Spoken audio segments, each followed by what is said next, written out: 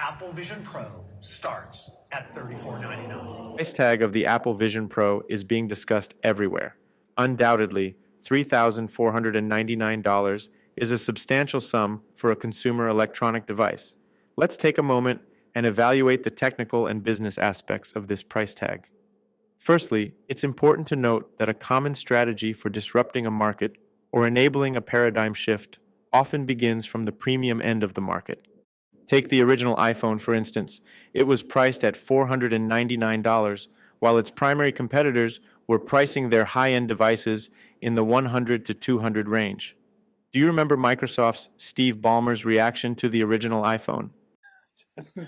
$500 fully subsidized with a plan? I said, that is the most expensive phone in the world, and it doesn't appeal to business customers because it doesn't have a keyboard, which makes it not a very good email machine. Now, it may sell very well or not. We have our strategy. We've got great Windows mobile devices in the market today. The comments of Facebook's Mark Zuckerberg on Apple Vision Pro sound very similar. Of course, the $3,500 price, on the one hand, I get it with all the stuff that they're trying to pack in there. On the other hand, a lot of people aren't going to find that to be affordable. Despite the skepticism, Apple chose not to compromise much on the original iPhone.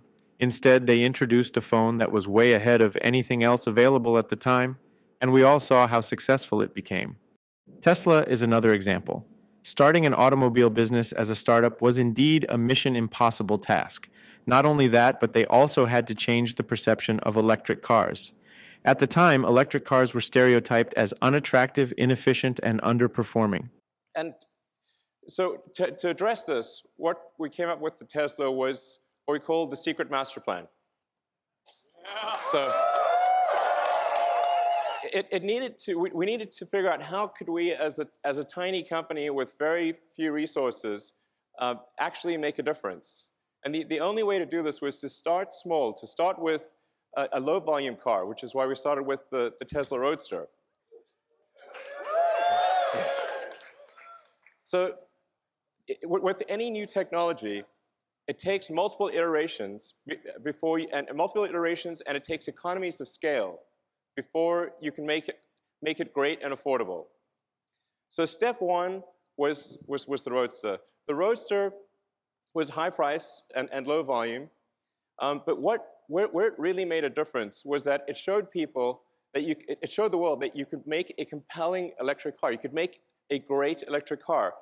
What was unique about the Roadster was it was the first really great electric car.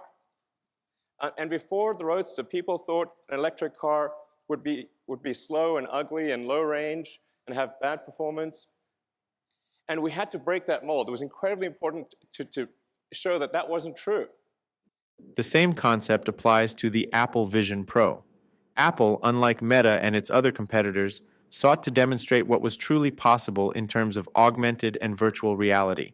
They even decided not to choose between AR or VR. They decided to enable both. Interviews from those who experienced the Apple Vision Pro firsthand often describe it as a stunning experience. The Quest 2, this is the joke we keep making, it's a mid-range Android smartphone on your face. This is a MacBook on your face. They're radically different in terms of their capabilities. Oh, wow. That's a good way of putting it. There's this overwhelming feeling that a lot of people are having that, like, oh, it's actually possible to do this stuff well. Like, we've not seen anyone do pass-through like this. We have not seen anyone do latency like this. Like, yes, it's very expensive. Yes, it was an incredibly controlled demo, but it's like we have proven the point that at some level and in some constraints, it is possible to do this very, very, very well. And I think a lot of people had never seen it done well before and were sort of blown away just by that fact. And again, that's the very beginning of a very long story about whether the Vision Pro is a good product or a good idea.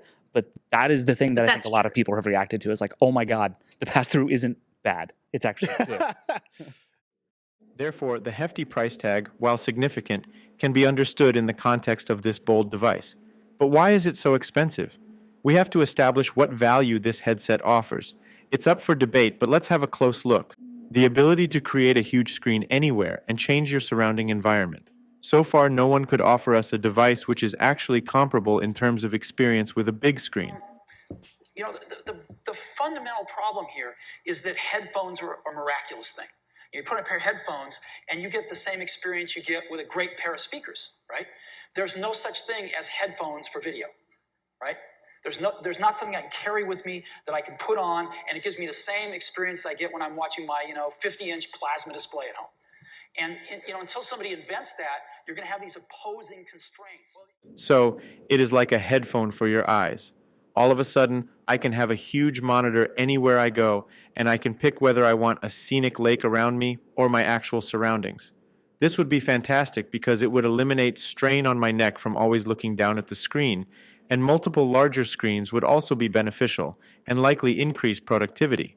The performance of the Apple Vision Pro is possible on one hand due to all the sensors it has for tracking the eyes, hands, and the environment.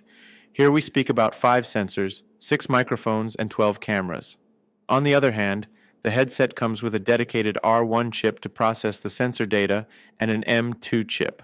M2 is what we get in MacBooks, so it is insanely powerful. This enables all the performance we get here, which is not possible with competitor devices. It is like a pair of headphones or 4K screens for your eyes and a wearable MacBook on your head. How much are you willing to pay for that?